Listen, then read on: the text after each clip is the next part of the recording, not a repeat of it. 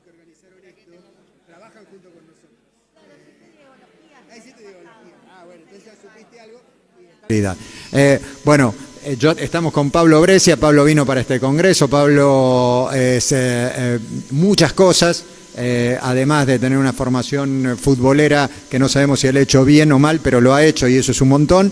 Y es profe, reside y es profe en Estados Unidos, ¿sí? Es profesor universitario en Estados Unidos. Nosotros sabemos del derrotero de Pablo por distintas razones, pero en particular por su inquietud. Una de sus inquietudes que tiene que ver con el fútbol, con la construcción de narrativas en torno de Maradona, en la que invitó a participar a gente muy diversa. Yo no sé si quería ser editor o director técnico, armó un equipo de gentes muy múltiples y después él les va a dar alguna referencia más precisa. Yo me llamo Ariel Sher, con la mayoría estuve ayer en la apertura de este congreso. Como dice Gramsci y Paulo Freire y Carlitos Marx, se lo vi pintado mucho más que en mi barrio acá, no somos, sino que estamos siendo, pero aunque no somos, sino que estamos siendo, yo todavía me parezco bastante al individuo que era ayer. La semana que viene no les prometo, o en el próximo congreso, si seré el mismo u otro, pero por ahora la vamos llevando. Nosotros vamos a charlar sobre Diego, sobre Maradona y la literatura, lo que es un campo tan inmenso como el propio Maradona, y eso es un montonazo. La mecánica que les proponemos es esta. Cuando yo termine esta introducción, Rafa, que entre muchas virtudes que tiene, es campeón del fútbol argentino, porque es hincha de Platense, es el único congreso en el que lo han presentado como campeón de algo. No, último no me atrevo a decir. Pero a vos no te presentamos, es un error nuestro. ¿Cuál es tu nombre? Miguel. Miguel, estamos en un congreso dedicado a Maradona. Vi jugar a Diego y a Hugo Maradona contra Platense. Bien a los dos, ¿qué va a ser? Pero fue un gusto verlo. Bueno, cuando Rafa nos diga, vamos a conectar con Jorge Valdano y le vamos a dar un rato de charla con él. Después Pablo tiene un trabajo que va a compartir con ustedes y después vamos a ir intercambiando y yo mismo les contaré algunas búsquedas en torno de esto. Siempre igual me impacta que cuando vos decís trabajamos sobre literatura y Maradona y decís, bueno, ya revisaste esto. ¿Estás ahí, Jorge? Aquí estoy, sí. Sí, ¿está Jorge ahí? Sí. Bueno, es otra persona harta de escucharme, así que lo vamos a escuchar a él. Pero cada vez que tenemos saldado el universo de cuánto se escribió de Maradona y mirá lo que puso tal y mirá lo que puso tal, y vas en una espiral que abanica desde las referencias de Juan Sasturain o del Negro Fontana Rosa o de Eduardo Sacheri a Charly García, te aparece algo. Cuento un chisme hasta que Jorge se termine de acomodar. Bueno, él está acomodado, los que nos tenemos que acomodar acá somos los hinchas de Platense. Ahí está Jorge, ahí está. Que no puede creer Jorge en Madrid que está delante de nuestro administrador. Jorge acá es hincha de Platense y en el público hay un hincha de Platense. De que dejaste la Argentina cambiaron muchas cosas. Así que cuídate con eso, porque además el grueso de la gente que te va a escuchar es gente que nos está siguiendo por YouTube en este momento, cosa que otro día te explico en qué consiste. O vos me explicás. Pero la última que me pasó con la narrativa de Diego, ayer citábamos en la apertura de este congreso, como había cientos y cientos de personas, no me animé a dar más precisiones. Una de las personas centrales en la narrativa sobre la narrativa literaria en la Argentina es María Rosa Lojo. Y yo descubrí hace poquito ese cuento de María Rosa Lojo sobre Diego en Oxford, que es una belleza absoluta. Después se los paso, lo compartimos. Me parece que Pablo seguro lo conoce, a Jorge creo que me siento en deuda, no se lo pasé. Y recrea a Diego en la universidad, pero en una universidad que queda del otro lado del mar. Es inagotable, Pablito, Diego, es absolutamente inagotable, aunque no sé, ¿ya podemos hablar con Jorge, Rafa? Aunque no sé si Jorge compartirá esto, tendrá otra visión y desde dónde lo pensará. Jorge, nosotros te vamos preguntando, nos vamos a tratar de no poner de espaldas, además de pensarlo como alguien que te dio 2 o 3 pases buenos a Diego a través de tu vida, no creo que más. Cuando te dicen literatura y Maradona, ¿qué se te viene a la cabeza? Buenas tardes, aquí. Buenas tardes. No los puedo ver, o sea, me estaba hablando de ponerte de espalda o de frente, solo recibo sonido y me da un poco de pena no poder verlos.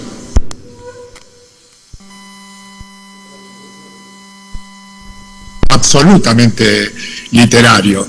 Lo son prácticamente todos los jugadores, y sobre todo los jugadores que alcanzaron el nivel de Diego, que son unos cuantos, pero no son muchos. Con una diferencia que yo creo que es muy grande. Todos son personajes clásicos. Diego, además de clásico, ha sido un personaje trágico, y eso sí que...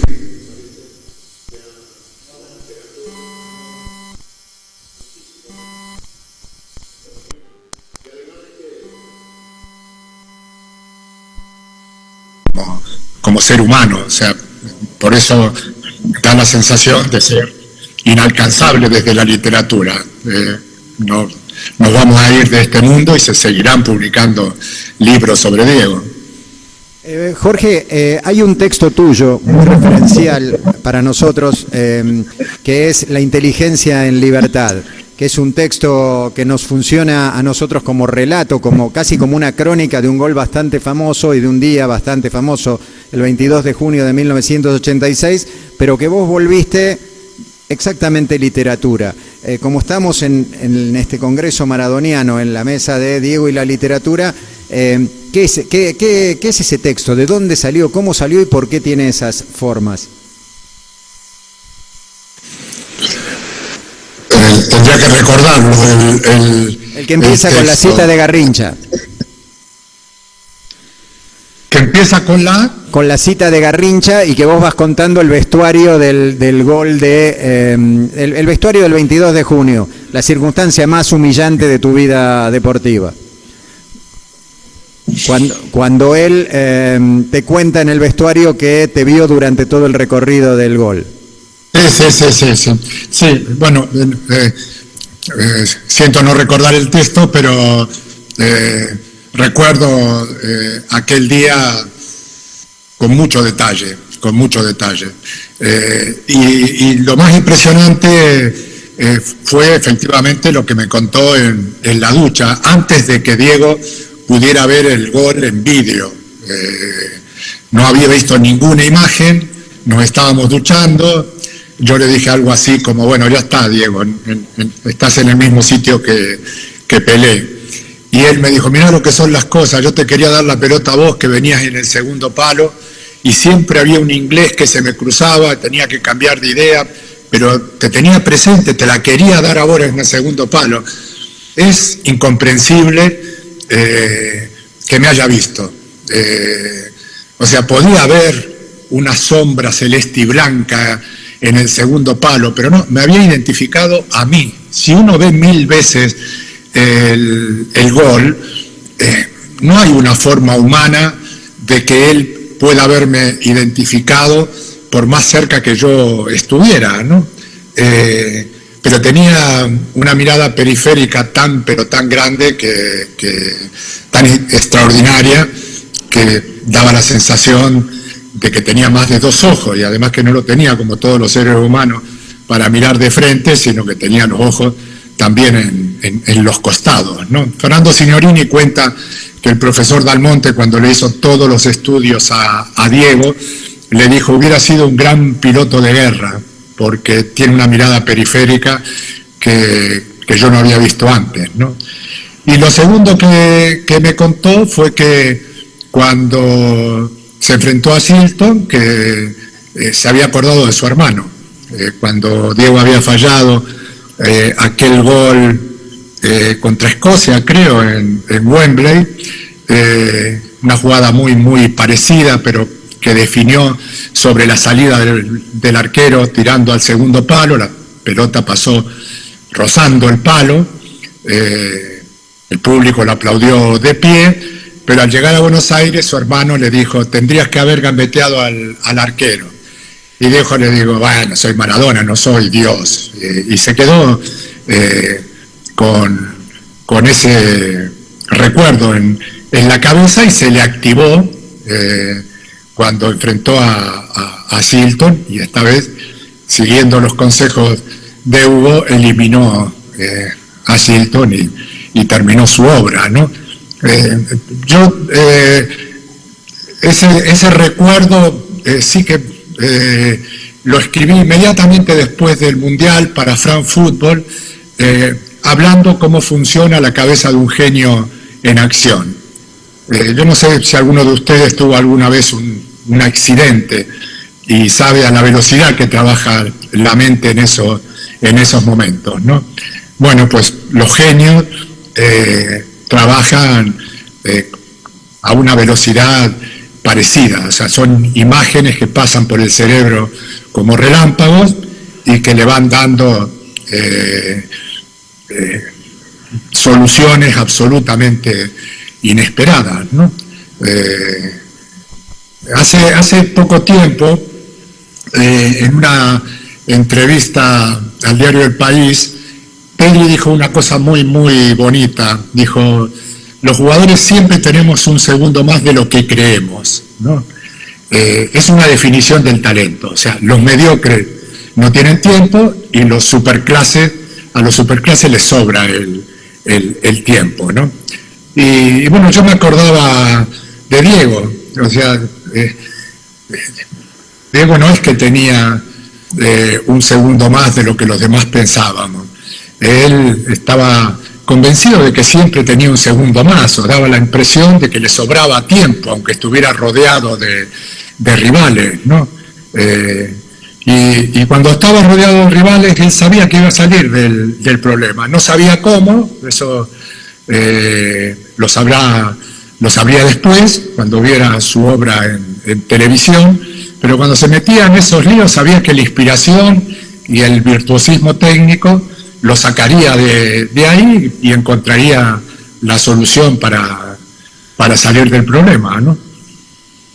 Jorge, lo primero, entre los muchos saludos que hay en el chat de YouTube, saluda Ernesto Cherbo, que al yo ver su nombre recordé que fue delantero de Newell's y creo que jugaste tu primero o tu segundo partido ingresando por él, con lo cual estamos resolviendo una situación histórica que espero que salden. Primer partido, sí, primer partido, bueno, un saludo a Ernesto entonces. Y la segunda cuestión, la bajada, lo que está debajo del título, el Congreso Internacional sobre Diego Armando Maradona, que es lo que estamos viendo aquí nosotros delante nuestro, dice: aproximaciones a un universo inabarcable. ¿Seguís percibiendo a Maradona como un universo inabarcable? ¿Imaginás que algún día será abarcable? ¿Cómo te llevas con esa condición inabarcable? ¿La literatura nos arrima a abarcarlo? ¿Qué te dice todo eso? Bueno, la literatura nos invita a abarcarlo, pero hay que tener en cuenta que cuando alguien hace, por ejemplo, una jugada como la de Diego frente a los ingleses, cualquiera de las dos, está la jugada que hizo Diego y la jugada que vimos cada uno de los que estábamos viendo el partido frente a Inglaterra.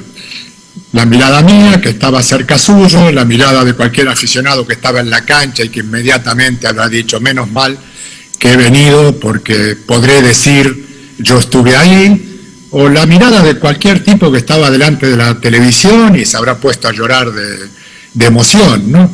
O sea que una misma jugada tiene millones de reproducciones, millones de reproducciones, ¿no? Pero además en la cancha, Diego era algo más que un jugador de fútbol, era un rockstar.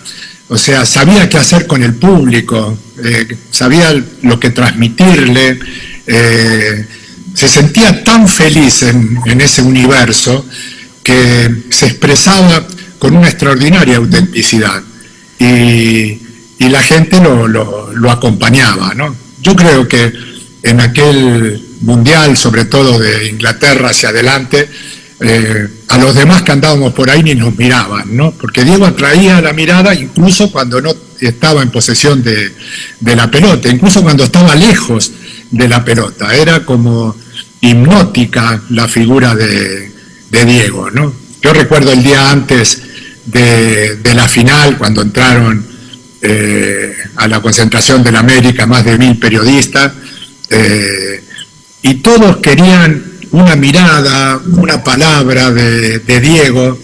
Yo recuerdo que estaba mirándolo ahí el espectáculo, porque era un extraordinario espectáculo de comunicación, y estábamos con Burru. Como decía mi madre, los 1000 periodistas no nos pidieron ni la hora a Burru y a mí, porque Diego tenía un nivel de atracción en esos momentos que solo podían producir muy pocos personajes en el mundo, ¿no? Y sabía qué hacer con esa atracción que producía. No lo superaba la atracción, él se sentía cómodo en ese lugar, ¿no? Hola Jorge, te saluda Pablo. Yo te quería hacer una pregunta alejándonos un poquito del fenómeno Diego Armando Maradona y acercándonos un poquito al fenómeno Jorge Valdano, en relación a la literatura y a esa antología que publicaste de cuentos de fútbol, ¿no?, de los años 90, con un texto tuyo. ¿Cuál es tu relación o cómo ves tu relación con lo literario y vos siendo escritor? Bueno, si me llamás futbolista me siento mucho más cómodo que si me llamás escritor, ¿no? Soy un hombre de fútbol que cuenta lo que le ocurrió o lo que pienso sobre aquello que está ocurriendo. Lo hago de la manera, bueno, que me resulta más atractiva. O sea, lo que sí hago es ponerme en el lugar del lector para intentar no aburrirlo, ¿no? Pero me encanta saber que el fútbol es capaz de servirnos ideas, como decía Juan Sasturain, infinitas, y que de todo lo que ocurre en un partido, de todo lo que ocurre en un equipo, uno se tiene que quedar con un detalle y desde ahí intentar contar la totalidad, ¿no? Bueno, a mí no me resulta fácil, lo hago con mucho esmero, seguramente no hay nada que me guste más en este momento, hago muchas cosas, estoy en radio, estoy en televisión, pero escribir es aquello que me produce un mayor atractivo, ¿no? Es eso en donde pasa el tiempo sin que me dé cuenta que pasa el tiempo, ¿no? Y tiene una diferencia muy clara con el fútbol. En el fútbol vos le pegás a la pelota y en el mismo instante te diste cuenta o que va al ángulo o que va al segundo plato de la tribuna, ¿no? Y no hay remedio. No hay remedio. Si fue gol, gritalo, si no fue gol, aguantátela. En cambio, con un párrafo uno puede estar luchando hasta que te quedás contento, o por lo menos te quedás medio satisfecho con la resolución del problema, ¿no? O sea, la diferencia desde ese punto es muy grande. La literatura te da una segunda oportunidad. Jorge, en el recorrido tuyo como ávido lector, porque vos escribís y lees, sobre todo lees mucho. En tu recorrido como lector de cosas sobre Diego, sobre Maradona, ¿te acordás de cuestiones, de charlas con el Negro Fontana Rosa, textos de Soriano, algo que le hayas leído a alguien, a Santiago Segurola, que te parece que nos puso cerca de Maradona en algún sentido, de este tipo inabarcable o inalcanzable? Sí, ahora hablaste de Segurola. Segurola, cuando yo estaba todavía en Italia, en Trigoria, esperando el Mundial, me vino a visitar y pudo ver un entrenamiento de la selección. Nosotros estábamos sobre una tribuna lateral, ahí estaba todo el equipo, los auxiliares, Bilardo dándonos las instrucciones, y en la tribuna de enfrente estaba solo Segurola. Santi Segurola es una de las personas más serias que yo he conocido en mi vida. Y además muy, muy respetuosa. Seguramente se sentía un privilegiado estando ahí solo y no quería molestar.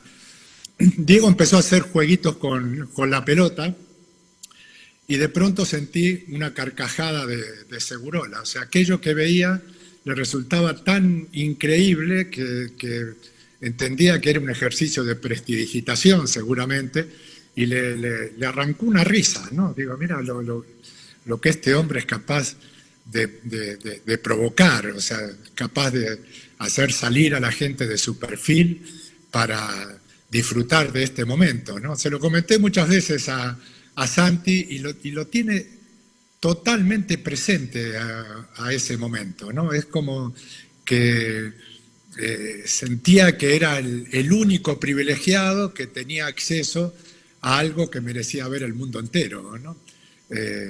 Bueno, es lo que les pasa o nos pasa a todos los que contamos cosas sobre Diego, ¿no? Y tomando, o sea, Segurola, que es Santiago Segurola, un extraordinario narrador vasco, español, de múltiples diarios, lo referenciamos mucho con el diario El País, diría entonces, con su prosa riquísima, bueno, Diego es la risa. Si viene alguien, ayer le preguntábamos esto a Fernando Signorini, y tenés que decirle quién era Maradona. No estoy diciendo adentro de la frontera de la literatura. Diego, vos conviviste, lo querés, lo quisiste. ¿Quién es? ¿Quién era? No hay una sola palabra que lo define, la palabra es genio. Era un genio. Era un genio. Genialoide cuando hablaba, genio total y absoluto dentro de una cancha. La cabeza de un genio, el pie de un genio, la pasión de un genio. Y dentro de la cancha, la generosidad de un genio y la valentía de un genio, ¿no? No rebusquemos, o sea, el genio es un ejemplar único y nosotros, bueno, tuvimos la suerte de disfrutarlo a fondo, ¿no? Con una camiseta como la Argentina que consideramos nuestra.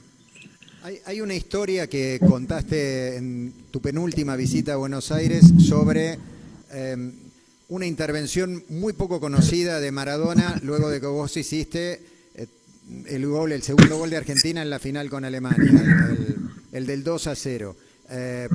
¿Podés recuperar esa historia? ¿Te acordás de esa historia, de esa aparición de Diego? Sí, perfectamente, sí. Bueno, ustedes como sabrán, teníamos las instrucciones de Bilardo de gritar el gol de una manera contenida, ¿no? O sea, el autor podía gritarlo y luego un jugador de cada línea, ¿no? Un defensor, un mediocampista, un delantero. Pero el gol no podía ser un motivo de desorden, ¿no? Entonces, yo lo fui a gritar con Troviani, que era mi compañero de habitación, y habíamos llegado a ese acuerdo, que si yo metía un gol lo iba a disfrutar en primer lugar con él, porque había sido un compañero extraordinario durante todo el recorrido del Mundial. Hace falta para que aquellos que no saben la historia los pongan antecedentes, les ponga contexto a la historia. A mí el día de la final de la Copa del Mundo, Bilardo me dio la peor noticia posible, que le tenía que hacer hombre a Briegel. Hay un periodista alemán, mexicano, que decía que Hans-Peter Briegel significaba ferrocarriles nacionales alemanes, ¿no? Esa era la sensación que proyectaba Briegel, un gigante, campeón de pentatlón en Alemania, pero además defensa, quiero decir, en el fútbol tiene su lógica que un defensa le haga hombre a hombre a un delantero. No tiene lógica, o por lo menos yo no conocía antecedentes de un delantero que le hiciera hombre a hombre a un defensa, ¿no? Lo cierto es que estuve todo el partido detrás de Briegel, que era absolutamente incansable, ¿no? Pero bueno, cometí una desobediencia, una diagonal que me hizo perder de vista a Briegel y la banda en la que ejercía su imperio Briegel, y aquello terminó en gol. Bueno, lo fui a gritar, hay una montaña de jugadores encima mío, yo estoy muerto porque fue un esfuerzo de más de... El esfuerzo que se ve es de más de 100 metros, o sea, yo recibo la pelota en el área pequeña como lateral derecho y termino de extremo izquierda, ¿no? Esos son 100 metros. Pero claro, yo recibo la pelota donde la recibo después de haber acompañado a Briegel otros 100 metros, o sea que cuando la pelota llega al gol, estaba muerto. Y además fue gol, y eso sí que no sé contarlo, ¿no? Lo que pasó por la cabeza cuando entendí que esa pelota entraba.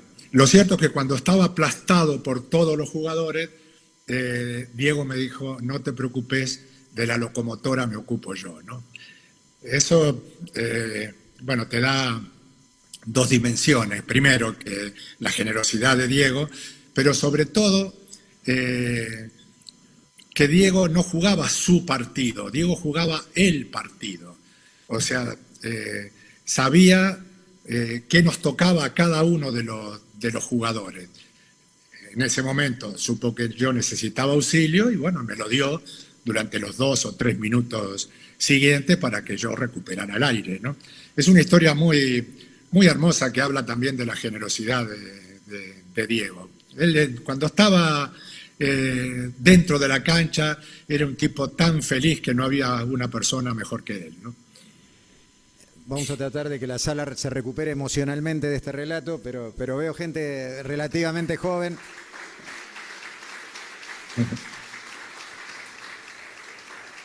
Es que a veces hay que dejar aplaudir, diría Diego, que manejaba muy bien la escena.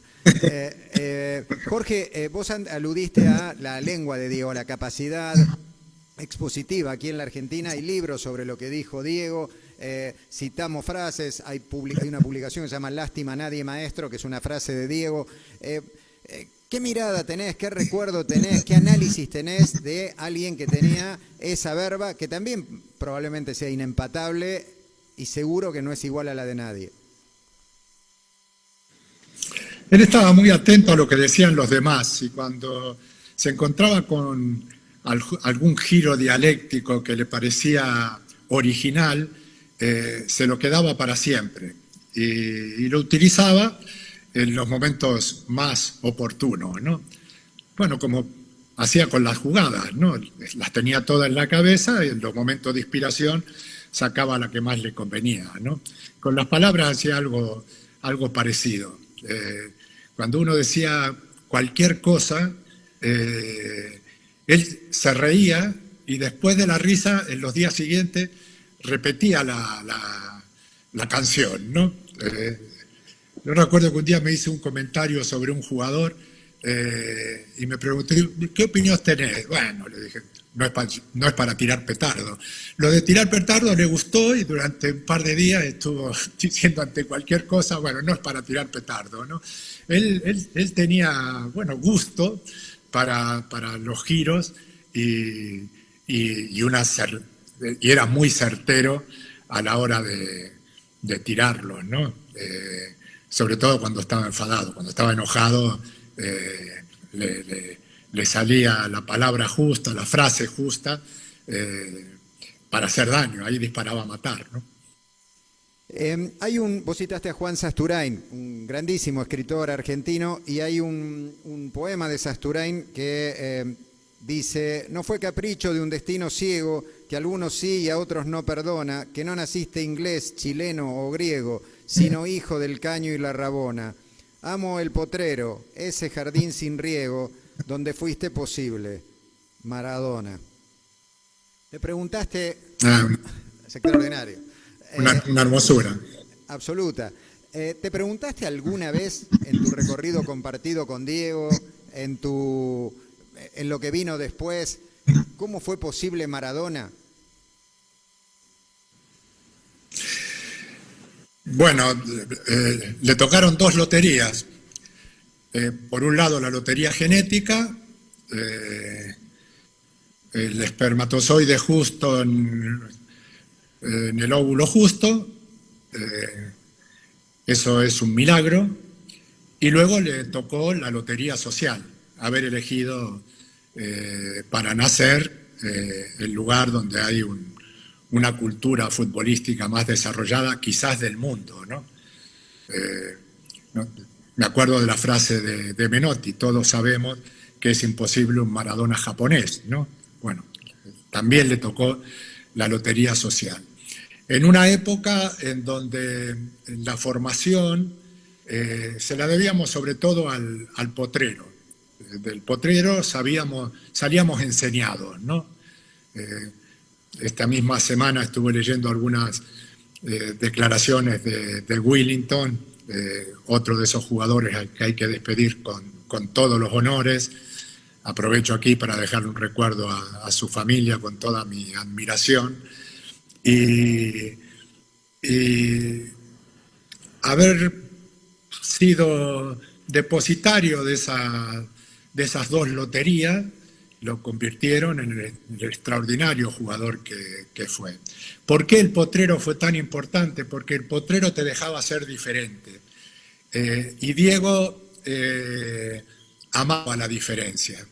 Diego no era un jugador que hubiera aceptado este fútbol metodológico que nos está quedando. Diego era libre, era absolutamente libre. Creía mucho más en su talento que en cualquier táctica, ¿no? Y como además tenía coraje, pues pasaba por encima de cualquier táctica sabiendo que iba a ser cualquier cosa que se le ocurriera más eficaz que cualquier cosa que se le hubiera ocurrido al entrenador pensando un mes seguido, ¿no? Es cierto que Carlos Bilardo, el entrenador que lideró desde su función ese ciclo, les sugirió que le dieran todas las pelotas a Diego, la mayor cantidad de pelotas a Diego. ¿Es un mito esa historia? ¿La volvemos literatura o vos vas a cometer el error de decirnos qué ocurrió? No, yo la historia la conozco sobre todo por Menotti, ¿no? Que un día le dijo a Maradona que abandonara la reunión y le dijo a los demás jugadores: les voy a hacer una pregunta. ¿Cuántas pelotas creen que hay que darle a Maradona a lo largo de un partido? Y hizo una pausa valorativa y dijo: no me contesten, lo voy a contestar yo. Todas. Hay que dárselas todas, ¿no? Bilardo seguramente en algún momento tiene que haber dicho algo parecido, ¿no? A Diego había que dársela si estaba solo, había que dársela si estaba marcado, había que dársela si estaba de frente al arco, había que dársela si estaba de espalda al arco, porque siempre mejoraba las pelotas que tocaba. En el 86, de una manera muy especial, porque quizás aquellos que vivimos aquella experiencia hemos estado frente al mejor Diego posible, ¿no? El doctor Oliva decía que Diego era como los gatos, que si comía y dormía saltaba las tapias, ¿no? Bueno, nosotros disfrutamos de un Diego que comió y durmió durante un mes y que se volvió imparable, o sea, solo se lo podía parar fuera del reglamento. Y también lo intentaban por ahí, pero insisto en que además de todo era valiente, ¿no? Jorge, nosotros te vamos a retener hasta y 50 para nosotros es 14:50, a vos te vamos a dejar que cenes con alguien que valga la pena y no con nosotros. En los minutos que quedan le vamos a ofrecer a alguien que te quiera hacer una pregunta en este auditorio, que se atreva a quitarnos la pelota por la destreza que sabe que tenemos, ¿no? ¿Quién se anima a hacer esa pregunta?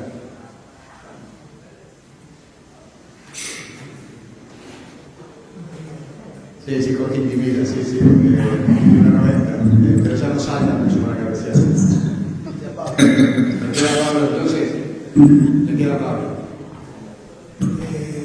Bueno, Jorge, no sé si te liberamos, no sé si tengas algunas palabras más para decir sobre lo que significa este congreso, ¿no? El primer congreso de Maradona, y bueno, con eso ya te liberamos.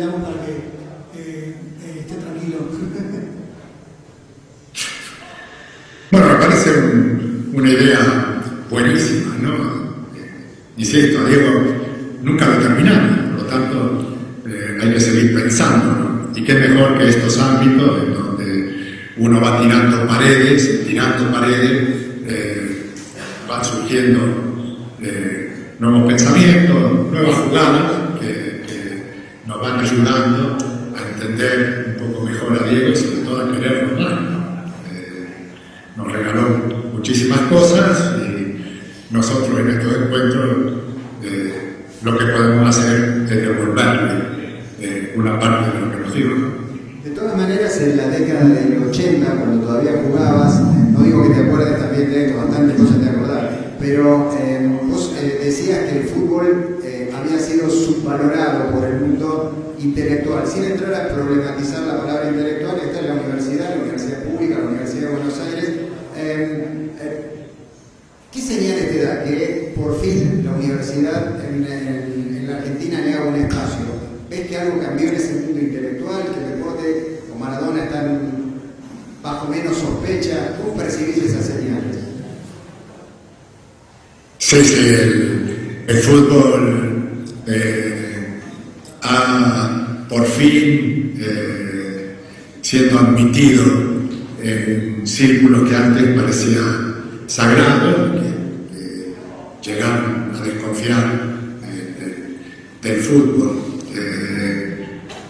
Yo creo que por un lado el marketing lo ha ido abriendo hacia otros lugares que antes parecían inaccesibles, pero sobre todo que la cultura en su ámbito aceptó a las emociones, ¿no? La cocina es cultura, la moda es cultura y el fútbol también es cultura, ¿no? Y eso desinhibió a muchos intelectuales que por fin vinieron en nuestra ayuda para permitirnos pensar el fútbol con algo más de profundidad, ¿no? Pero cada vez las puertas de las universidades están más abiertas y el fútbol cada día interesa más en ámbitos que antes parecía que tenía vetados, ¿no? Jorge, sí. Bueno, está Ezequiel Fernández Moore, no te puedo liberar de él, es público, pero ahí va. Hay tiempo, Jorge, dijeron hasta las 50, así que tenemos 2 minutos. Jorge, ¿tenés un texto, poema, canción, análisis, algo para vos inolvidable de Diego que te haya quedado a vos grabado mejor que ningún otro? ¿Escuchaste bien, Jorge? No escuché nada, pero algo que sí tengo algún recuerdo que me haya dejado Diego. No, algún texto que vos recuerdes como inolvidable, sea poema, sea artículo, sea análisis, que a vos digas, este es el que más representa a mí, Diego.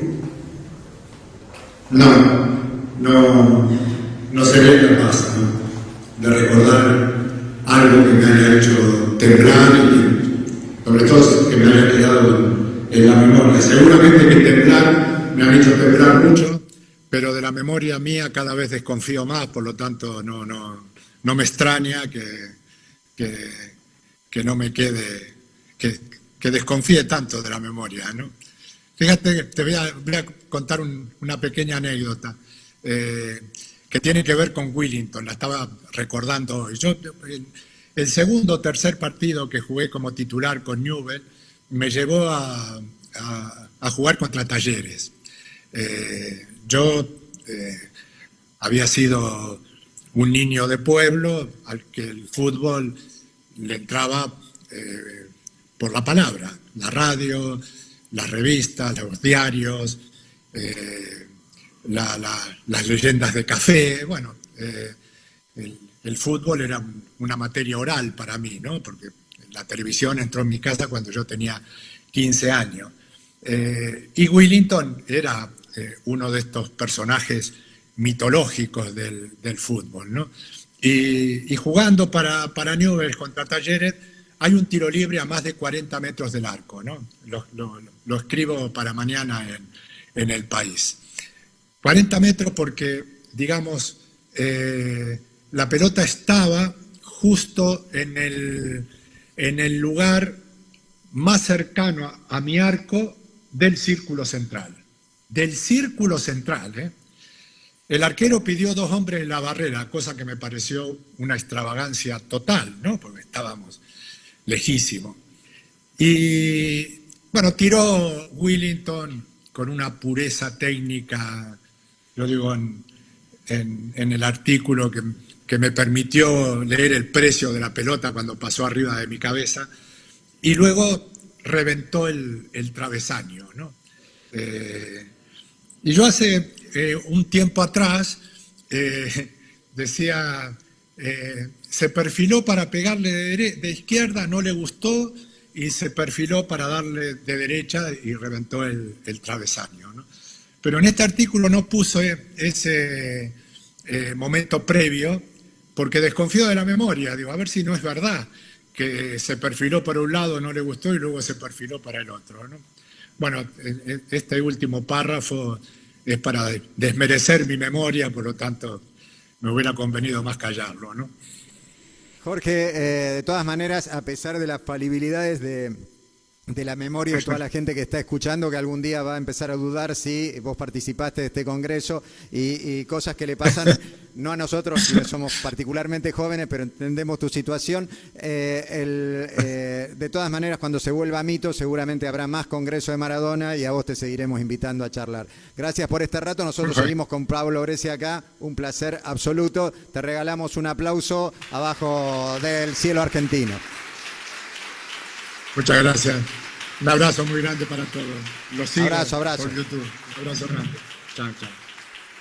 Y leemos mañana la nota sobre Willington, claro que sí. Bueno, sabe conversar este muchacho. Además de saber jugar muy bien al fútbol. Vamos a invitarlo a Pablo Brescia entonces a que nos cuente lo que tiene que contar. Es peor delantero que Valdano, pero ha estudiado una cantidad de cosas y la memoria dice que le funciona aún. Gracias. Está difícil venir después de Valdano, ¿no? Pero bueno, vamos a hacer el intento. Yo traje un trabajo que les voy a leer. Es un trabajo de corte analítico, así que espero que podamos conversarlo luego con Ariel y con el público presente, ¿no? Y se llama Efecto M, Maradona de la ficción de la argentinidad. Y tiene un epígrafe que dice: diseminados y en franca expansión, hoy nos espera el mundo entero, no es para menos. La coronación brota al encanto del sol argento. Y no me vengan con cuentos chinos, que el Che, Gardel y Maradona son los number one, como también lo soy yo, y argentinos, gracias a Dios, que es la argentinidad al palo de Bersuit Begabat, ¿no? ¿Se escucha bien? Ahora, ¿no? ¿Ahí? Desde su llegada al Río de la Plata, el fútbol ha sido homologado como parte de los procesos que contribuyeron a establecer la identidad nacional argentina. Y como bien apunta Pablo Alabarces, a pesar de los múltiples impedimentos para la construcción del objeto fútbol en el campo de los estudios sociales, de eso estábamos hablando, en las últimas 3 décadas las superficies discursivas en Argentina son testigos de un fenómeno que autoriza esta construcción. Como dice Alabarces, la futbolización, según la cual todo debe ser discutido en términos deportivos. En ese tiempo Maradona ha sido lanzado y se ha lanzado como encarnación de esa identidad algo tragicómica, como casi ningún otro hombre argentino en la historia. Según María Graciela Rodríguez, fue el último gran héroe del relato nacional argentino en lo que fútbol se refiere. Es sabido que el fútbol argentino en general y Maradona en particular han sido representados en la literatura, en la música y en el cine. Y hoy quisiera traerles 3 textos literarios que problematizan la identidad desde el fútbol. Así vamos a ver a un Maradona como el héroe caído en el cuento del argentino Eduardo Saccheri, me van a tener que disculpar, como la encarnación de una enfermedad en el ensayo Las tinieblas del corazón, fútbol argentino y mal de Maradona, del también argentino Rodrigo Fresán, y como el esclavo liberador en la crónica que le hace el mexicano Juan Villoro en Dios es redondo, su libro de ensayos. El texto de Saccheri pone a funcionar diversas estrategias discursivas que, aunque emanadas de ciertos sectores del imaginario popular, están filtradas por una voz en off que, sin presumir de su intelectualidad, propone explicar la contradicción Maradona y justificar su excepcionalidad. El narrador presenta el tenor del caso. Cito: es que hablar de él entre argentinos es casi uno de nuestros deportes nacionales. Para ensalzarlo hasta la estratosfera o para condenarlo a la parrilla perpetua de los infiernos, los argentinos gustamos al parecer de convocar su nombre y su memoria. En un relato preñado de culpas y disculpas, la culpa mayor la tiene una entidad abstracta que destruye la imagen que aparentemente queremos preservar. El tiempo pasa, el recuerdo de Maradona jugador se pone viejo y el narrador quiere eternizar una secuencia del pasado como presente. Frente al tiempo, la memoria. Digamos que mi memoria es el salvoconducto para volver el tiempo al lugar cristalino del cual nunca debió moverse, porque era el exacto sitio en el que merecía detenerse para siempre, por lo menos para el fútbol, para él y para mí.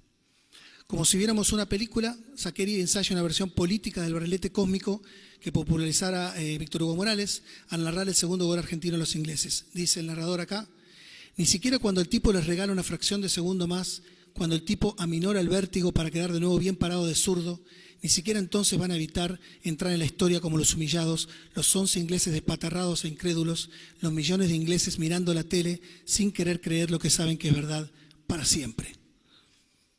El cuento entonces se narra desde un presente donde el Maradona decaído, ese cuento del año 2000, ¿no? Pensemos cómo estaba Diego en el 2000, decaído, sin brillo, indefenso e indefendible, afirma aún más el recuerdo del pasado. La generosidad del narrador se traduce en pacto sobreentendido. Él perdona al héroe, hoy caído, porque se siente en deuda. El mecanismo culpa-deuda estructura el cuento y deja al descubierto no pocas facetas de construir la identidad nacional. La culpa parte de una idea de conducta moral donde no puede haber contradicción en el juicio de los demás. Pero el narrador se excusa en el carácter excepcional del personaje. Dice: no me jodan con que lo mida con la misma vara con la que se supone debo juzgar a los demás mortales. Y así justifica el primer gol a los ingleses, no como producto de la consabida viveza criolla, sino como un acto de una especie de Robin Hood de la redonda, porque le robaste algo al que te afanó primero. El robo se acepta porque es frente a los piratas, al otrora imperio, y en ese robo va la deuda interna y eterna, dice el narrador, porque yo le debo esos 2 goles a Inglaterra. El héroe caído, lleno de presentes vulgares, es ante todo único y no puede ser medido igual que los demás mortales porque sus acciones han sido desmedidas. Son justamente esas acciones, repetidas hasta la mitificación nacionalista, las que se han entendido como la huella de un sistema asimétrico. El que genera la deuda, el héroe símbolo de un país surcado por delirios de grandeza, está sucio, hace trampa y esto corroe el recuerdo, pero se salva porque la deuda es impagable y eso genera culpa. Rodrigo Fresán también reconoce en Maradona un ser que se representa como fuera de lo común, un Dios caprichoso y pecador, y Fresán es mucho más crítico con la imagen de Maradona, ¿no? En su ensayo reconoce escribir desde la indiferencia por el fútbol, liga inextricablemente nación, identidad y Maradona. Reconoce en la simbología maradoniana una especie de fármacos, cura y veneno, y así circularmente en un eterno retorno en el que la aceptación es total. Maradona es Argentina, potencia e impotencia argentina. Maradona es alfa y omega, local y visitante. Fresán dice que en realidad Maradona debiera haber sido interpretado por el último Marlon Brando, porque son los dos, dice Fresán, alguien a quien le pagan demasiado por no hacer nada, salvo simplemente ser quien es y recordar quién fue, a los que por otra parte no pueden olvidarlo. Lo que me interesa del texto es que, como en el cuento de Saccheri, hay una homologación inmediata entre Maradona y ciertos tics de la cultura nacional. El asado, en tanto, cito a Fresán, los argentinos son la carne a la parrilla y Maradona los viene masticando desde hace más de 2 décadas, fin de cita. La tendencia psicótica a la paranoia, enumerando continuos complots en su contra, y para ello, Ariel lo conoce, nada mejor que recordar la novela de Julio Linás y Fernando Niembro, Inocente, que se publicó después del Mundial 94, ¿no? Donde Maradona era víctima de una conspiración entre la FIFA, la CIA y el Vaticano. La aceptación del pasado para tolerar el presente, la necesidad de seguir creyendo en leyendas como aquella de sexta potencia mundial o granero del mundo.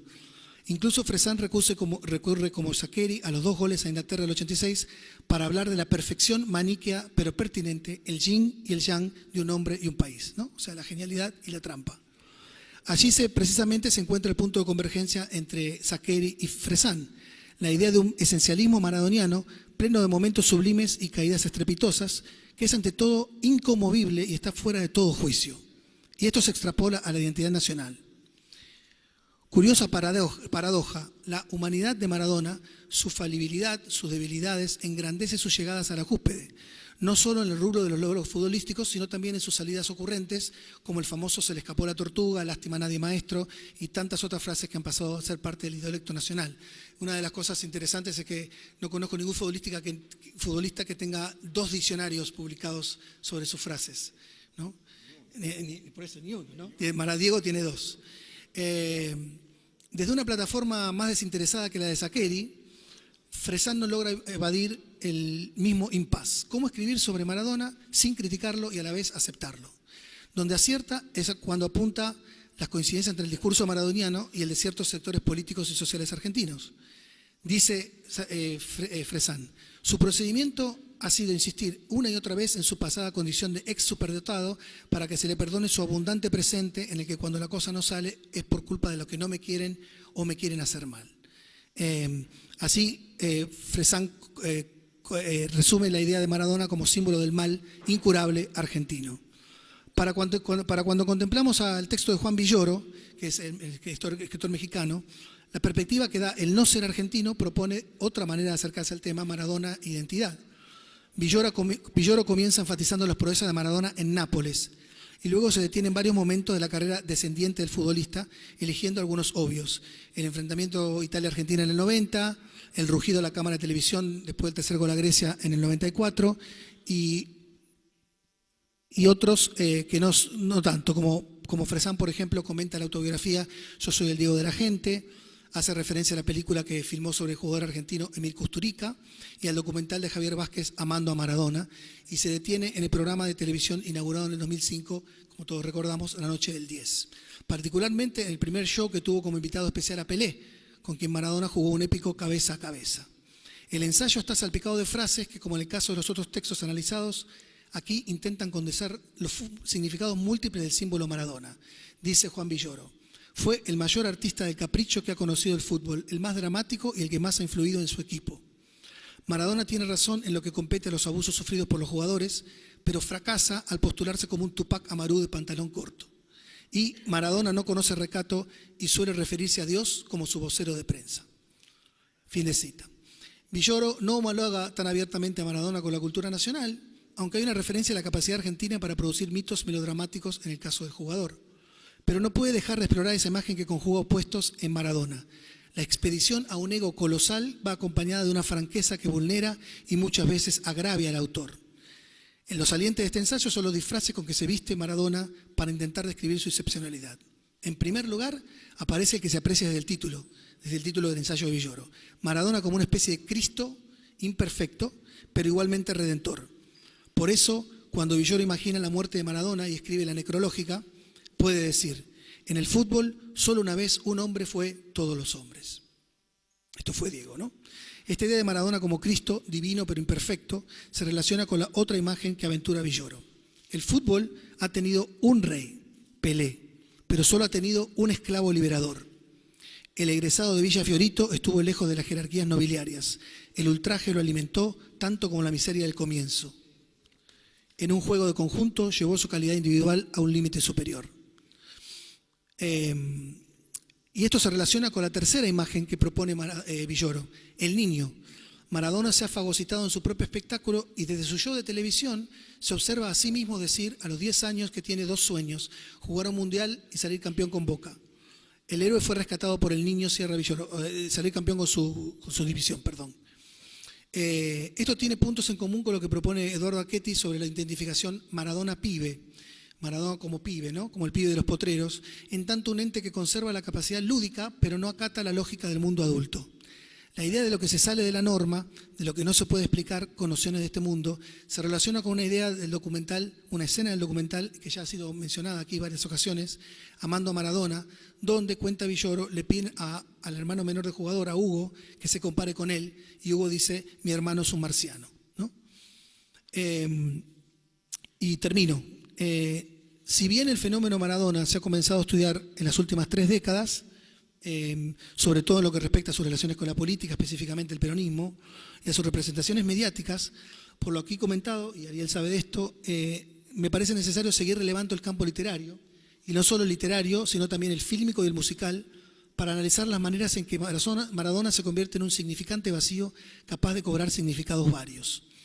Finalizo estas reflexiones entonces recurriendo a otra dimensión del campo maradoniano que merece mayor atención y comparte varios elementos con la literatura: la música.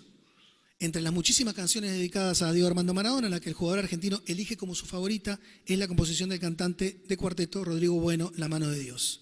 Un rápido repaso a la letra arroja elementos salientes que se relacionan con la función del significante del habla mítica del que hablaba el crítico francés Roland Barthes. Dice la canción: en una villa nació, fue deseo de Dios crecer y sobrevivir a la humilde expresión, enfrentar la adversidad con afán de ganarse a cada paso la vida. La referencia al origen, al carácter divino del nacimiento y a la superación de la circunstancia adversa no hace más que reforzar los mecanismos constitutivos del mito enunciados de diferentes momentos y en diferentes formas por la literatura. La absolución de la culpa por haber vengado a una nación a través del fútbol y producir un recuerdo imborrable en Saccheri, el diagnóstico del mal de Maradona como representativo de la identidad nacional en Fresán y la trayectoria inigualable, sublime y patética de un futbolista excepcional en Villoro. Todos ensayos de los años 2000, cuando todavía Diego está vivo, ¿no? La canción hace además referencia a su posición frente al poder, a su drogadicción y a la idea de un Cristo que carga con una cruz. Pero el estribillo vuelve a la capacidad emocional de Diego Armando Maradona de producir un efecto. Sembró alegría en el pueblo, regó de gloria este suelo. Versos que se relacionan con el brota al encanto del suelo argento del epígrafe de la canción de Bersuit Vergarabat. Dice Roland Barthes que el lector vive el mito a la manera de una historia verdadera e irreal. El mito es ante todo relato. Atraviesa culturas, define imaginarios, articula ideologías, puede provocar aperturas o ser reductor. Al ser eminentemente histórico, dice Barthes, el mito no es fijo, ¿no? Y aquí estamos en un congreso, en el primer congreso sobre Diego Armando Maradona. Es cuestionable, entonces, me parece, que la muerte de Diego resignifica su efecto y por eso, más que nunca, el mito tiene carácter de interpelación. O sea, ¿qué nos llama, nos continúa llamando de Diego Armando Maradona? Y más allá de los reparos de Barthes ante los posibles aspectos conservadores de la palabra mito, la tarea de plantear un real finalmente impenetrable, irreductible, y en este caso lo que hay que hacer, dice Barthes, es poetizar.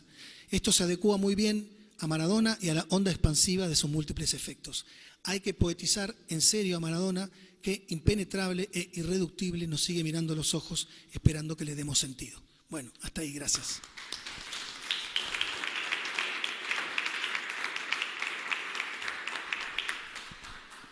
Pensaba, no sé qué han pensado, qué han ido pensando ustedes, ¿no? Cuando Jorge Valdano en su intervención habló de la condición de Diego, habló de la dimensión heroica y habló de una dimensión, según la mirada antropológica que hagamos, ritualista que hagamos, trágica. Dijo que, ¿se acuerdan que habló de este espacio que está muy ligado a las referencias que planteó Pablo en los tres autores que citó?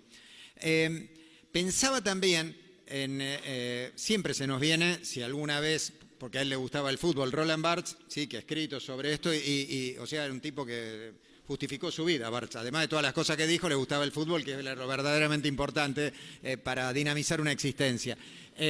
Pero Barthes dice, nos queda la solución de poetizar. O sea, le afanamos a Barthes, alguien le afanó la bajada del Congreso, un universo inabarcable. Como es inabarcable, ¿qué hacemos? Poetizamos. Yo no sé lo que siento por vos, bueno, no exactamente por vos, pero para resolverlo lo poetizo. Encuentro, por lo menos lo necesito narrar. Algunos narran como Diego en la cancha y otros narran como nosotros cuando le decimos a alguien te quiero, pero nos titubeamos. Después pensaba, cuando te escuchaba, Pablo, en la idea fundacional de Maradona. Hay como una cosa recurrente en la literatura, no solo argentina, de ir por el nacimiento de Diego. Yo creo que Ezequiel se acordará, si es que no tiene la memoria como se autoatribuyó Valdano, asociaría más fácilmente la memoria de Ezequiel a la de Valdano, pero como yo lo quiero a Ezequiel también, vamos a decir que se acuerda de todo. ¿Te acordás, Ezequiel, del texto de Braselli, La partera de Maradona? Después todo lo que dije, sí que sí. Muy bien. Escribe Braselli, Rodolfo, mendocino, universal, crack, super crack. El 30 de octubre del año 1960 después de Cristo, la Tota rompió bolsa a eso de las 5 de la madrugada. Camino del policlínico, que naturalmente se llamaba Evita, le preguntó a la Pierina que la acompañaba: estoy segurísima de que Dieguito va a ser un pibe 10, pero dígame, Pierina, mi hijo, ¿va a ser feliz? Tu hijo estará condenado a dar felicidad a los demás. Está bien, Braceli es muy bueno, lo podríamos aplaudir, él no escucharía porque estaría escribiendo otra cosa, pero atrapa el hilo que vos planteás, el hilo que va desde Eduardo, en realidad más que a Juan Villoro, a la mano de Dios. Hace una semana, el jueves pasado, estábamos en un lugar con Sacheri y con Ale Romero, que es el autor de la canción, de la letra de La mano de Dios. Entonces, Romero decía, yo nunca se lo había escuchado, y creo que Eduardo tampoco, Romero, y Eduardo, digo, de paso no está, porque podría haber venido a esta mesa, pero está viajando, digamos, dejó a Pablo que leyera un cacho del texto de él y dejó saludos, que también es una cosa valiosa. Y Romero decía que él tenía en la cabeza una construcción narrativa y que recién desplegada la construcción narrativa encontró a Maradona. O sea, no empezó escribiendo esos versos que todos desafinamos bien, que empiezan aludiendo y que nosotros decimos, Diego. Pero no, él poetizó algo que lo atravesaba, él necesitaba una narrativa y fue encontrándose con un generador de esa narrativa que podía ser algún pibe en algún lugar nacido en un policlínico. Bueno, justo en el año que nació Maradona le habían afanado el nombre al policlínico porque la dictadura que empezó en 1955 le había sacado el nombre Evita, que luego fue repuesto como sabemos ahora. Pero podía ser muchos. Y a mí me parece que también hay un secreto de la narrativa de Maradona. Esto lo leo más largo porque como Valdano no se iba a acordar, entonces no le leí todo. Él lo admira a Sasturain, pero no le leí todo lo de Juan. Voy de nuevo. No fue un capricho de un destino ciego, que a algunos sí y a otros no perdona, que no naciste inglés, chileno o griego, sino hijo del caño o la rabona. Amo el potrero, ese jardín sin riego, donde fuiste posible Maradona. Bueno, Juan era buen centrodelantero, por eso escribe también, ¿no? Pero está esta cosa de de dónde vino, cómo fue posible. Lo que dice Víctor Hugo. Claro, el marciano, dice el hermano, es un marciano, y nació en la misma casa. Y Víctor Hugo dice, ¿de qué planeta viniste? El mito, ya que vos instalaste la idea del mito y está circulando en tantas mesas acá, el mito está muy enraizado en el origen. Como a mí me camina esto de todas las mesas que vengo caminando y oyendo, por eso le preguntaba a Jorge cómo explicaba que Maradona, y él dio un desarrollo, casi una tesis diría, más que una hipótesis. Dijo que está la lotería genética y luego dijo, ocurrió acá. Y dijo que el flaco, Menotti, dijo esa frase notabilísima entre las muchas que están lean la biografía, ya que hablamos de literatura y deporte, lean Menotti el primero, el libro de Ezequiel, que va a ser un clásico extraordinario. Ya lo deben haber leído, Valdano ya lo leyó. Lo hice bien Ezequiel, el chivo, excelente. Sí, perfecto, me regalan la gorra. Pero Menotti percibe eso. No es posible sin este itinerario.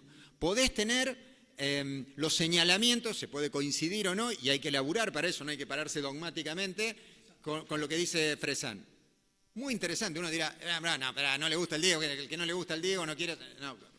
No, podés poner en cuestión. Debés poner en cuestión. El mejor homenaje, inclusive frente a los mitos, es ponerse en cuestión. Demasiado Maradona hubo en nuestras vidas, tan valioso, tan extraordinario Maradona, que no nos acomodemos dogmáticamente fácil a eso. Y Fresán plantea su reconocimiento y sus objeciones. Eduardo se rinde. Eduardo se rinde, pero se rinde y dice, me rindo aún en la dificultad. O sea, asume que, así como Sacheri, como Villoro, como Fresán, como el autor de La mano de Dios, Romero, como Brescia, como todos ustedes, lamento decirle, y sobre todo como yo, somos muy imperfectos, ¿no? Tenemos una colección de agujeros que le empatamos a Diego, solo que no son públicos porque, salvo a nuestras parejas, si es que conseguimos alguna, no le interesamos a nadie. Pero veo caras de desengaño en la multitud. Pero también veo caras de que han escuchado una verdad. Todo un congreso para escuchar una verdad y tenía que ver con usted y no con Diego.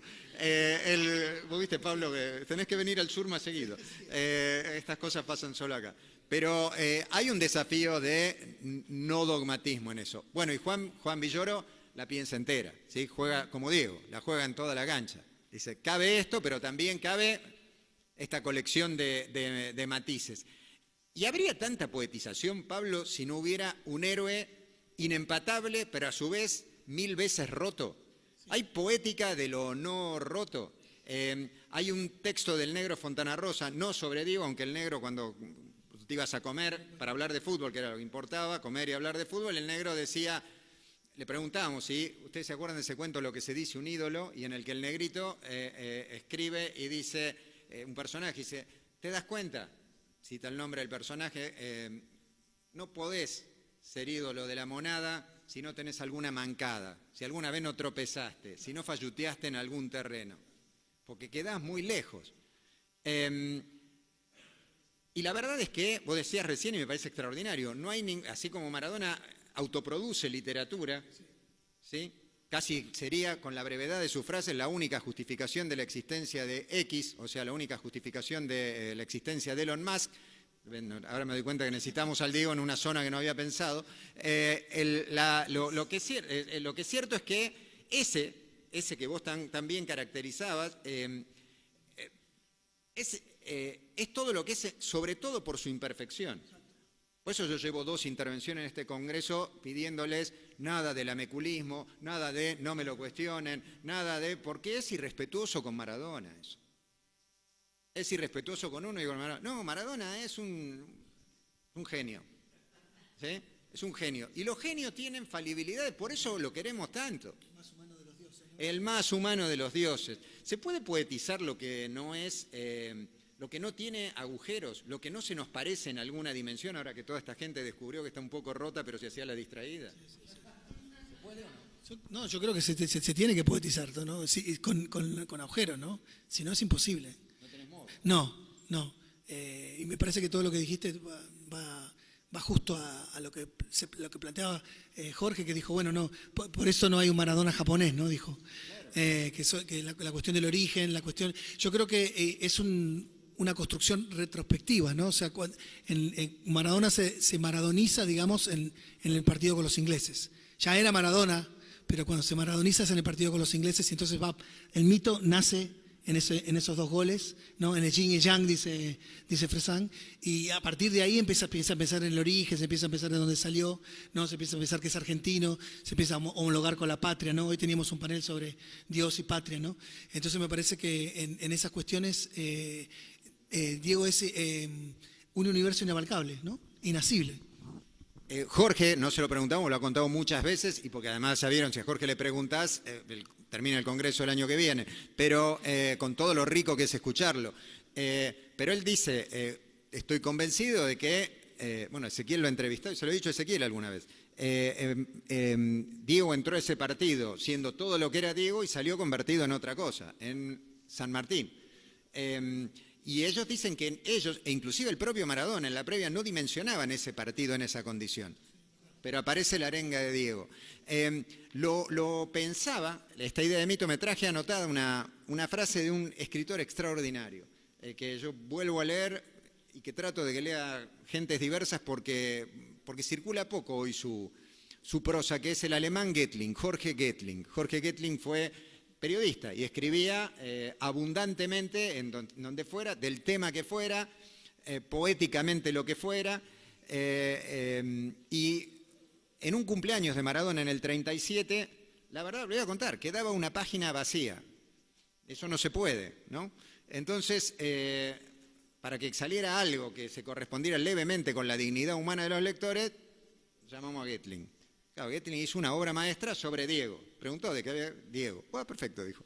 Y escribió sobre Diego. Y me quedó en especial este párrafo. Fue fiel a sus primeros afectos y devoto guardián de su familia de origen. a punta de intuición, también mantuvo erguida su rebelión y su desobediencia hacia toda forma de poder, transformándose a veces en el vocero del argentino averiado, del argentino conflictuado, del argentino que intentaba descifrar algunas de las preguntas sin respuestas de todos los días. Con la técnica del aullido de perros a la luna, muy tanguero Goetling desde luego, el mejor Maradona cuestionó las normas, confrontó con los reglamentos, buscó cotejos con el Papa, con Clinton, con Pelé o Avalanche, con Fidel Castro, al fin, con los depositarios del poder temporal. Salió averiado, pero con el espíritu indemne.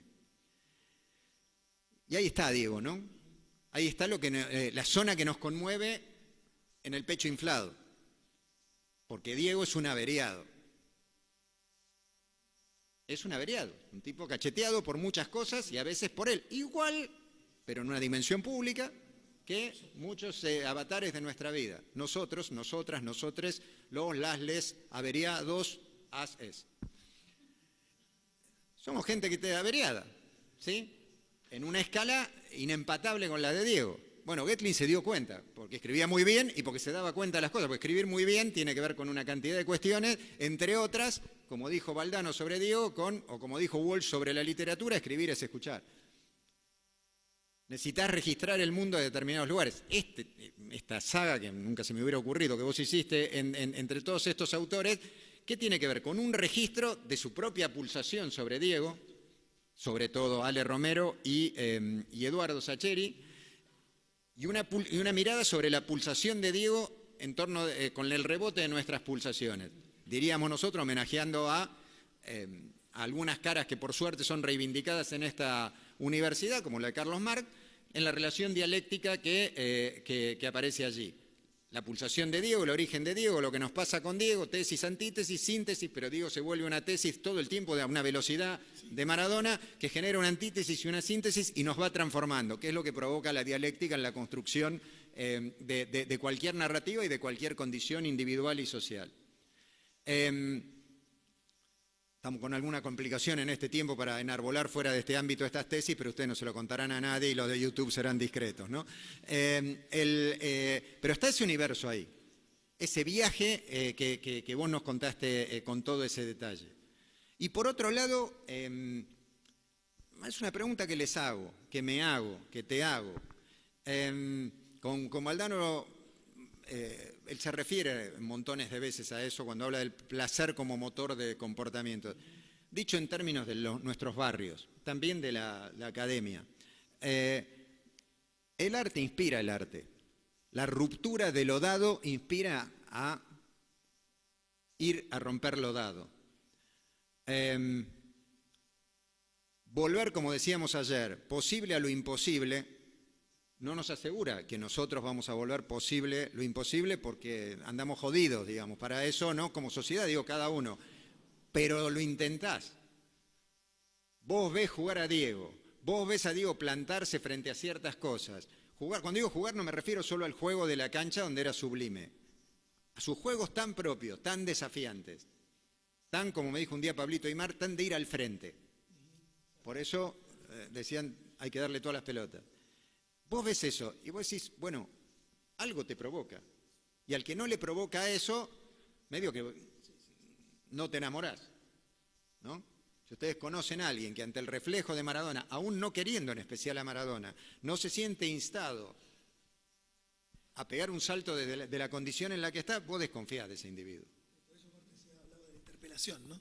Claro, nos interpela todo el tiempo. La idea de la interpelación es un tipo que todo el tiempo te está llamando a. Te interpela a. Estoy roto en esta. ¿Y qué? Vos decís que me traiciono. Vos decís que yo me traiciono. Sí, tengo contradicciones. ¿Y qué? ¿Y qué? No es la contradicción el motor de la historia. Somos gente tan perfecta. Somos todos de una sola pieza todo el tiempo. Bueno, a mí me parece que la literatura sobre Diego tiene que ver con la dimensión inescapable de Diego. ¿Cómo haces para no escribir de Diego? ¿Cómo haces para no referirte al fútbol ahora? Dijo Valdano. Se ha colado por todos lados.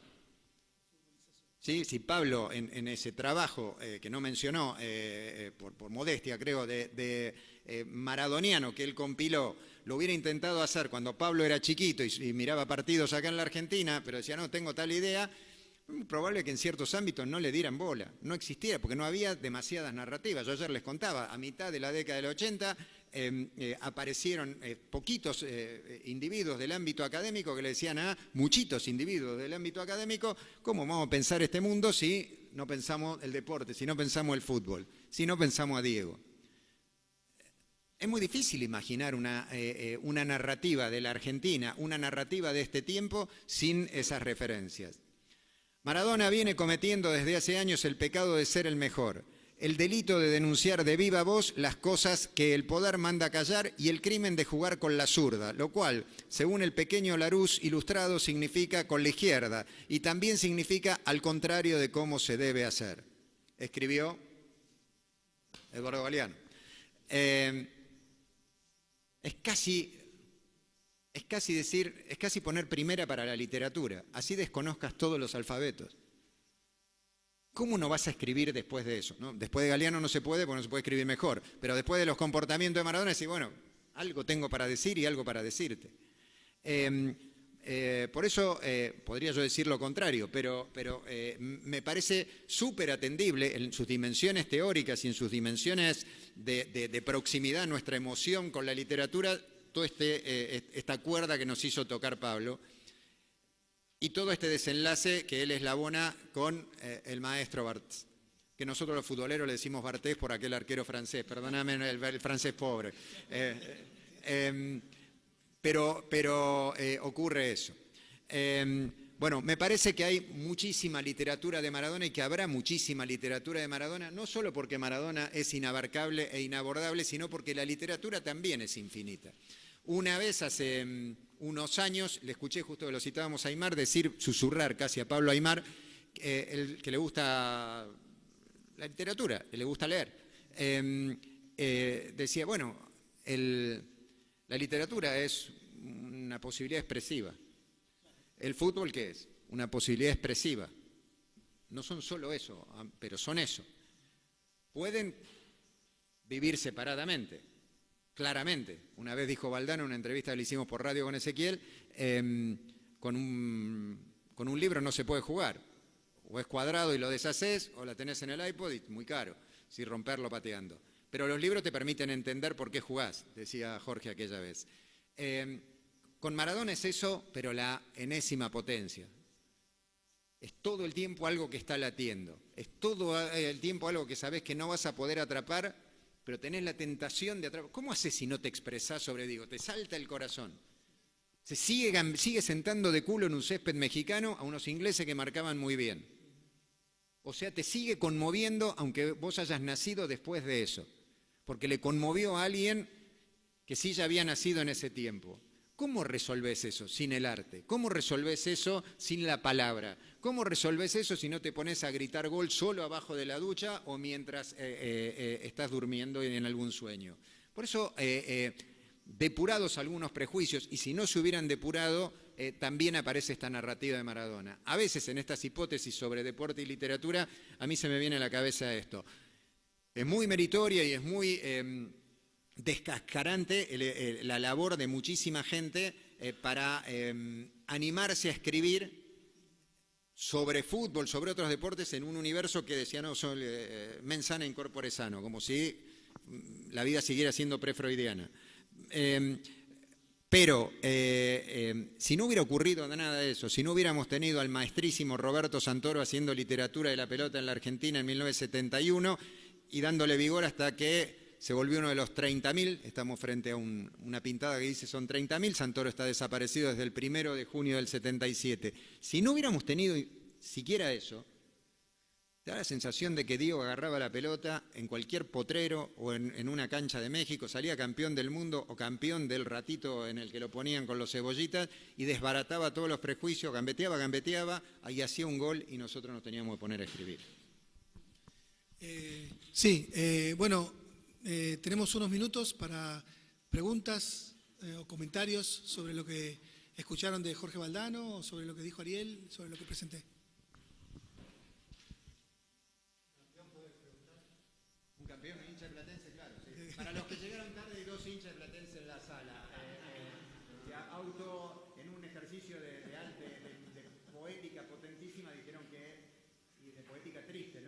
dijeron que es la única vez que va a ocurrir que hay dos campeones así en la sala de Platense.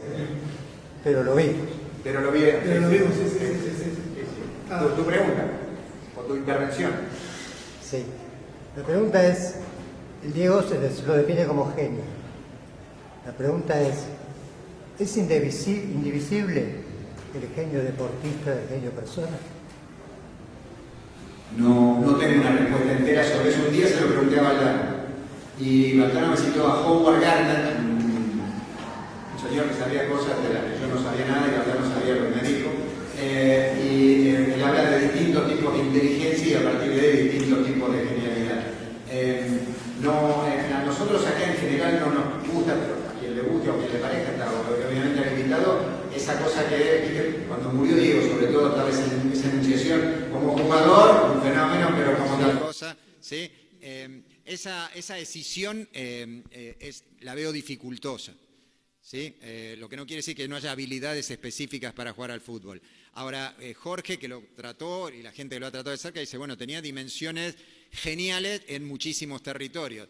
Quizás no sea abarcable quizás no sea mensurable desde los campos académicos que tenemos acá a la vista, quizás tenga que ver con una reflexión no biologicista, pero sí con el aporte de la biología. Ahora, vos estabas frente a Diego y te parecía genial, se le ocurría a vos que trabajabas con la palabra y a él que trabajaba en teoría con otra cosa, lo que a vos no se te ocurría. ¿Cómo se construye un Maradona? Ni Valdano lo pudo resolver. A mí me gusta pensarlo, ahí voy Pablo, me gusta pensarlo desde una gran historia que tengo a mano siempre. Una vez Maradona se estaba por morir, una vez de las tantas veces. Yo trabajaba en el diario Clarín. Entonces había un suplemento que se actualizaba periódicamente en el cual, por si Maradona moría, esto los diarios, cuando ustedes dicen qué rápido los periodistas en otra época, ahora no sabemos si existen los diarios siquiera, estaba listo. La necrológica, claro. El New York Times tenía un señor sobre el que escribió muy bien Guy Talese, que su trabajo era contar las muertes de quienes no habían muerto. Era muy prolijo, que yo evaluaba, te miraba así, bueno, ya vio campeona platense, ya puedo contar, ¿qué más le puede pasar? Perdona, Rafa. Este tipo de cuestiones. Bueno, el texto central sobre qué era Diego, esto que le preguntamos a Jorge, lo escribió en Clarín, le dieron para escribir a un notabilísimo narrador, periodista, analista de fútbol, rosarino, llamado el Negro Cardoso, Héctor Hugo Cardoso. Un fenómeno. Por ahí pasa dentro de un rato por acá el Negro. Bueno, el Negro escribió todo un texto contando a Maradona, lo pensaba de distintos lugares, con esos saberes que te da lo que Valdano dice que tenía Fontana Rosa, respiración de fútbol, el barrio Pichincha en el que el Negro creció y aprendió, jugaba muy bien al fútbol, no sé si sigue jugando a los 80, pero muy bien. Terminaba la nota, que nunca salió. Mirá lo que es Maradona, jamás salió esa nota. Antes salió el Negro Cardoso de Clarín. Y Maradona seguía. Y el final de la nota lo ligaba con la literatura sin usar la palabra literatura. Y decía, el Negro ni se acuerda, decía, porque Diego fue un poema, punto. Un poema nuestro. Y eso es todo lo que tenemos para decir de Maradona.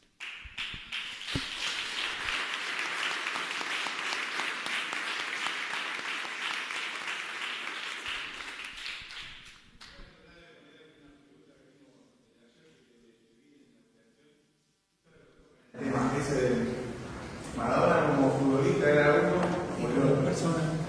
¿Y qué? ¿Ustedes qué pueden ver? Que lo que la mayor parte de la gente consumía de ese Maradona malo era justamente los poderes que él inventaba. Yo creo que antes del amor de Maradona y después de cómo muerte con él es cómo influyó también el tema de los medios. Nosotros empezamos a escuchar gente como ustedes desde nuestro teléfono otro aspecto de Maradona. Yo creo que si no hubiera existido eso, no sé, lo pregunto. Yo no creo que existiera esa palabra de separar a Maradona futbolista de Maradona nuestro. Porque nos damos cuenta que el chabón era uno más de nosotros con otro posicionamiento. No sé si se entiende lo que pregunto. Sí, no. Es muy difícil para mí, lo que iba a decir con respecto a tu intervención también, creo que es muy difícil de separar, ¿no? Viene como en un combo la cosa, como el combo de McDonald's, ¿no? Viene como en un combo. Y bueno, hay un libro que se llama Maradona vivir en los medios, muy bueno, de sí, de Zanoli, que llegaba hasta se publicó creo que el 96, o sea, faltaban todavía un montón de años pero la cuestión de Maradona en los medios, 2006, ¿no? 2006. Todavía le faltaban 14 años de relación entre Maradona y los medios, ¿no? Lo que a mí me sugiere tu comentario es pensar que Maradona como jugador no existió en el tiempo de las redes. Imagínense si Maradona hubiera existido, ¿no?, en el tiempo de las redes, del Instagram, del Twitter. Después se lo usaba, ¿no? Pero cuánto más perseguido hubiera sido, ¿no? Siento que a Maradona le pusieron un micrófono ya cuando tenía 12 años y no se lo sacaron nunca más de la boca, ¿no? Ahí voy. Es muy difícil medir porque todos... el negro Dolina dice la multitud va por dentro. Antes Walt Whitman dijo contengo multitudes. Viste que la gente sale con otra gente, no sabe nada de Whitman, pero cita esa frase y por ahí forma pareja un rato. Pero hay muchos Maradona en Maradona, no un Maradona mejor o otro peor. Inclusive en nosotros que carecemos de ese eco en la vida. Ahora, hay ciertas maneras de abordar cómo jugar para pensarlo, quien quiera pensarlo solo desde esa dimensión, que lo vuelven muy singular más allá de, lo voy a decir en términos fríos, o sea que te voy a bajar todas las hormonas, de la virtud técnica. No es solo, o sea, el modo de ejercer la virtud técnica, la inconmensurable virtud técnica, eran de eso que Aimar llama ir al frente, eso que Valdano llamó todo ese coraje. Eso procede de un modo de ser. De un modo de ser no estable, digamos, porque ninguno tiene un modo de ser estable, pero un rasgo muy constitutivo. Cuando no jugó más en la cancha y jugó en otras canchas, desde los posicionamientos que eligió, que a mucha gente aquí, a mí, nos pueden caer simpáticos, o coincidir, que es mucho más potente que decir simpático, me corrijo, también tenía esa condición corajuda, esa condición que voy a ese lugar. Y luego ahí sí, jugando, te lo cuenta cualquier compañero de Maradona, lo dijo Alfredo Berti, el entrenador de Independiente Rivadavia de Mendoza, en el vestuario después de salir campeón de la Copa Argentina hace 2 días. Era un tipo muy humilde con los compañeros y muy estimulador de los compañeros y ser Maradona para los compañeros, o sea, hacía todo lo que los demás no podían hacer, pero esta condición de representación, porque era un tipo que no estaba en una burbuja aislado. Y eso es un montonazo, no de Maradona solamente. Debe haber sido muy difícil, imposible ser Maradona. ¿Acaso el único imposible que Maradona no terminó de hacer es ser Maradona? Porque ¿cómo haces? Después hizo todas las cosas que a nosotros nos parece que no se pueden hacer. Lo que sí creo es que hay una especie de comodidad de ciertos sectores que tienen todo el derecho del mundo o no, de tener miradas sobre posiciones políticas de Diego, porque esa es la zona ríspida. No es que el cuestionamiento aparece sobre conductas personales que esa gente que lo cuestiona dice me parecen mal. En general tiene que ver con dónde se paró una vez que se volvió más adulto, después del viaje a Cuba, si querés, o en el camino a decidir ir a Cuba con Carlitos Bonelli y con el profe Signorini y con su familia. Y a mí me parece que ese señalamiento tiene que ver con ese malestar. Con qué manifestaciones públicas tuvo en relación con cierta zona de poder. Ahora, vos revisás al Maradona anterior, el Diego súper tímido de las notas con Horacio del Prado, que viene de un rato, de aquella primera nota en Clarín con Horacio Pagani, y el tipo asume desde dónde vive, quién es, qué representa, no lo dice en estos términos como lo dice después. Con lo cual, desde ese lugar a mí me parece inescindible, porque todos somos lo que el negro Fontana Rosa, sin ser ídolo, lo que el negro Fontana Rosa dice lo que se dice un ídolo.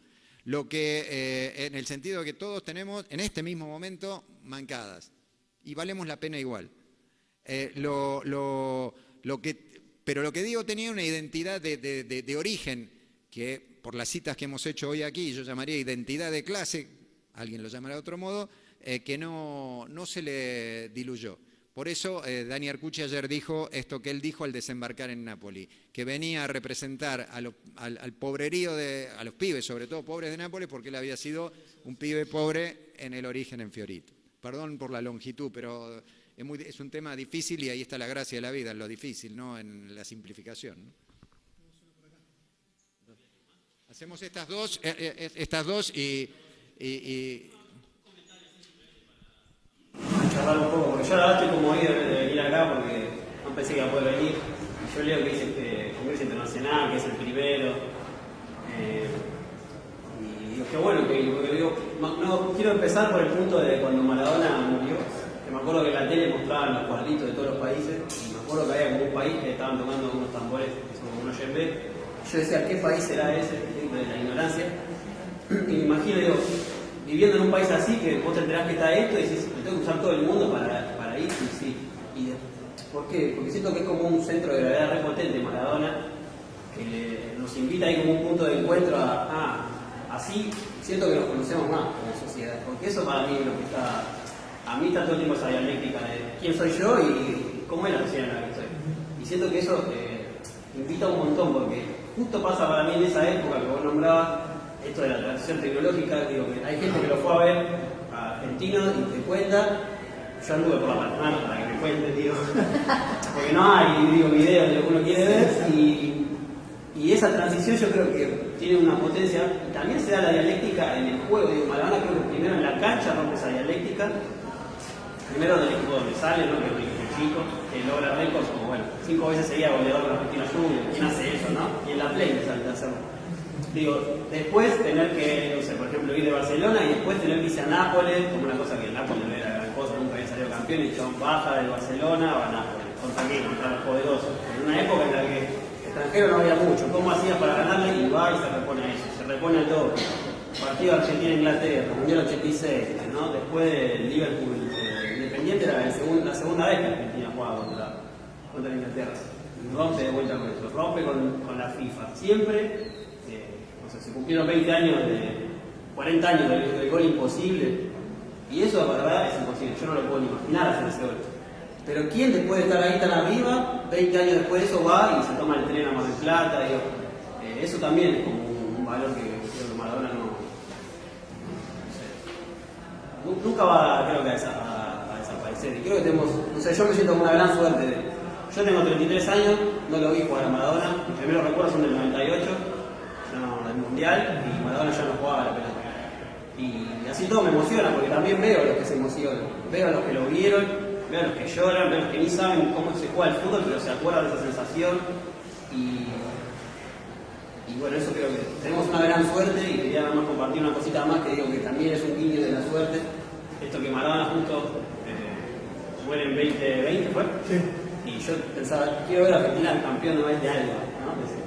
Y por suerte lo vi en la Copa América, y pensaba esto, que Maradona no tuvo que convivir con la incomodidad, y Messi tampoco, que Maradona, o sea, no pudo ver campeón a Messi, y Messi tampoco, porque Messi nace un año después, Maradona sale campeón. Digo, no tuvieron que coexistir con la incomodidad de que al otro le indiguen que no es mejor que el otro. Y nada, eso, qué bueno que está este congreso, gracias por la escucha, por la atención. Pensé que esto iba a tardar muchos años más en aparecer, y o sea, me pone muy contento por las personas que hacen esto, porque somos parte de esa sociedad. Creo que en ese momento, en los 60, ¿no? En los 80, yo creo que si hubo Maradona, como una vez que él le respondió a Apo, él llevó la bandera más alta todavía de esa cultura futbolera que había. La llevó más arriba de todo, pero surgiendo de un lugar que era común a todos. Y yo creo que nada, eso a mí me conmueve. Gracias por el tiempo. Ahí estaba el Yo es cortito lo mío, no soy de Córdoba, no,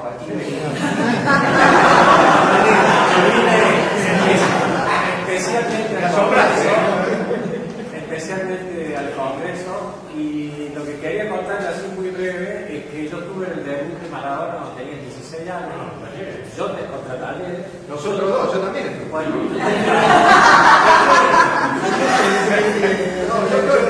yo soy el único que me puede creer.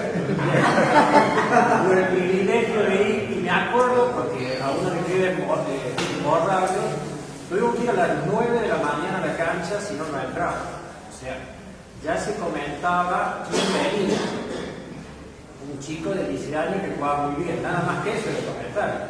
Y tuvimos que ir a las 9 de la mañana para poder entrar a la cancha, y jugar a las 4 o 5 de la tarde. Estadio de Talleres, chiquito, pero no entraba un alquiler.